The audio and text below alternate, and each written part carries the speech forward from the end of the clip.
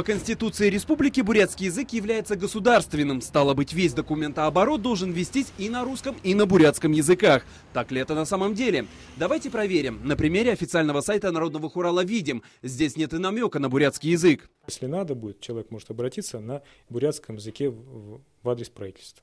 Конечно, мы должны честно сказать, что у нас люди знают все практически русский язык. И другое дело, что хотелось бы, чтобы и также хорошо знали бурятский. В том числе и государственные чиновники. Власти Бурятии ссылаются на то, что народ недостаточно владеет родной бурятской речью. Ну а народ, напротив, указывает на упущение со стороны властей. Хотя и здесь грести всех под одну гребенку несправедливо. Так, к примеру, личное желание отдельных чиновников говорить по-бурятски очевидно.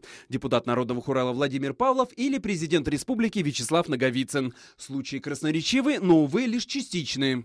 Конечно, зависит и от семьи, и в основном от правительства. Республике более ближе подойти к этому вопросу, чтобы, наверное, объявления везде были на двух языках, вывески, а не только на одном русском языке. Между тем, бурятский язык является одним из красивейших языков мира, но признают это в основном иностранцы. К примеру, вот письмо гражданина Чехии Яна Двариса.